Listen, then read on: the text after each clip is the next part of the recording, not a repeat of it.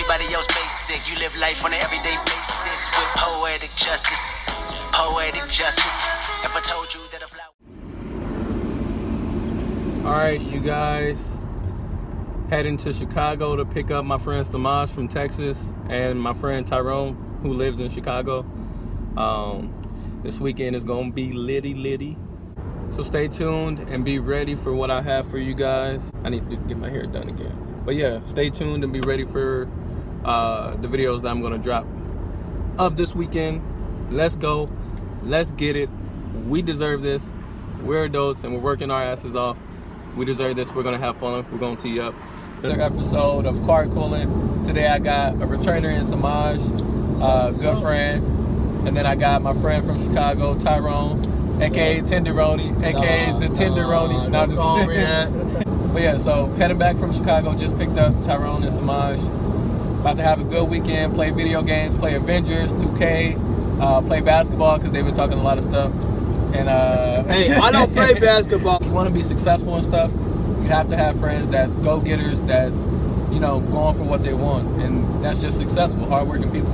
Two of my closest friends, business partners soon. We're going to be business partners soon. But yeah, just like I am in my fucking bag, they're also in their bag, which is why they're some of my closest friends. What do you think is the best version of yourself as a man? I think the best version of myself is simply a person who accepts their faults. Like, I'm very conscious of that, so I try to fix and get better. And that's all. I was having a conversation earlier. That's all you can really do as a human, right? If a person is working towards becoming, like, not perfect, but a better person, that's all you can ask for, honestly. Because none of us is perfect. So that's my idea of, like, the best version of me is the person who continues to get better, who, excuse me, is very considerate of other people's feelings, and just who, like, loves to live. Like, I'm so, like, I don't know. I like to be happy. So if I'm not happy, then I'm not the best version of myself. I would say the best version of myself would be, like Jesse said, one that works on himself constantly and keeps wanting to improve, and also accepting the faults of other people too, and helping them do the best they can, and also just kind of accepting and not being hurt and moving on. You know, just always thinking mind forward, always having that mindset of positivity. I agree with Samaj, except for one thing, and that's the accepting the faults of a person. I believe you can understand a person's faults, but if the person is not working towards enhancing themselves, then I don't want their faults to kind of corrupt who I am as a person and as a man. So for me, I think, yes, you know, realize that you're not perfect and you're not going to be perfect, but understand, like, hey, if I got bad habits, I need to make a change, or I need to enhance that and make sure that that habit is not going to corrupt who I really is as a man. But other than that, I 100% agree with these fellas. You know, working towards being the better version of yourself each and every day, whether that be mentally, physically, or everything. That's just, you know, the key elements of, you know, what I'm trying to strive for as a person. Okay, I want to chime in. I was about to chime in too. Go ahead. I didn't mean accept as in, like, you have to take them completely in, but just it is what it is. Just let them be them like that. That's who they are, and they'll change if they want to. But you don't have to stay with them. Now, by no means you have to stay with them. Hey, now that's what I did. I don't like when girls up front, they be like, oh, I struggle with depression, or oh, I have a really bad history with relationships. Just because, like, I feel like, personally, the way I interpret that is like, you're saying these things so I can be aware of them, which is communicating good, but you're saying these things in hope that I will accept you as you are.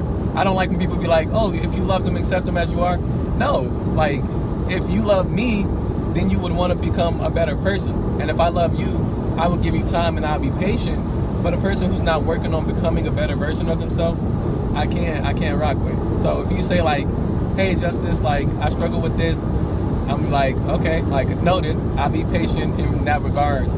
But if I don't see no improvement, and you're just using that as an excuse, oh, I struggle with depression, oh, I have family issues, bro, who doesn't, you know, struggle with certain things in their lives?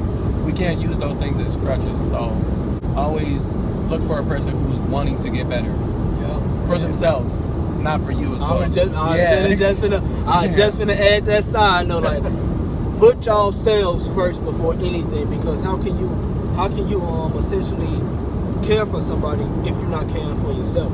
So make sure yourself is at the forefront of your life.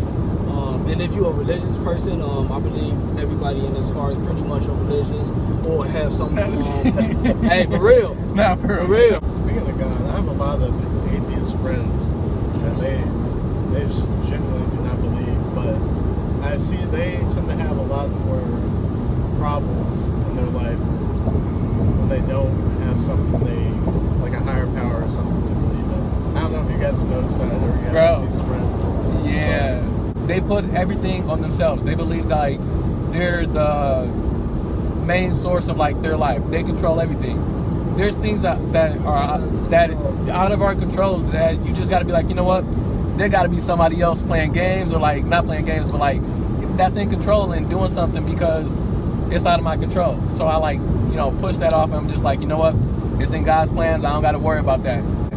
Even if it's not, you know, like, even let's say God wasn't real, it's just a weight off your shoulders. You're like, you know what? That's his responsibility. Yeah, that's what I'm saying. And yeah, that's why they struggle more. They need some type of higher power. It doesn't necessarily have to be exactly God. It don't have to be. They need God. Something. The universe. Yes. Buddha. It helps. I'm telling you. It does. And we're not trying to convince nobody, but just like we can't necessarily prove until the final moment, like where we're actually past. We can't prove that there is a God. Nobody can prove that there's not a God. No one can disprove and say that there's not a God, because nobody knows, right? So it's essentially just based off of your own beliefs. Like, we basically just saying our beliefs. We giving you guys like our opinions and what we truly feel and what we truly believe in. Because I see this all the time.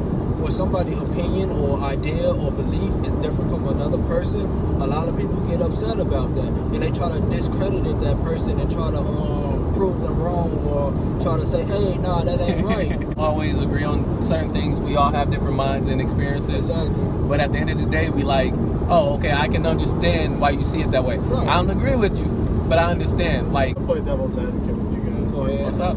I like it. Let me hear it. So, would you say that when someone's racist, do you think that's an opinion? Like, you know, that's a good question, bro. Like, yeah, so, go you know, with that. So you guys were talking about how things can be fact and there things are opinion. Right. So say, for instance, you call somebody racist, but they don't think they're racist. You're gonna say that's your opinion of them. Right. That's our perception, Yeah, that's your perception.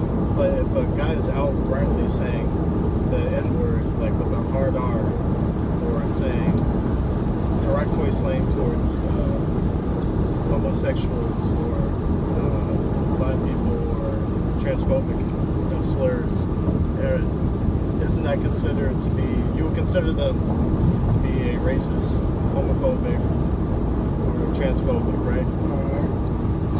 I'm just here. That's not an opinion. No, it's a fact. Because if I'm saying somebody's racist, you look at the definition of the word racist. If they're embodying that, and obviously, again, it's kind of like up to our perception.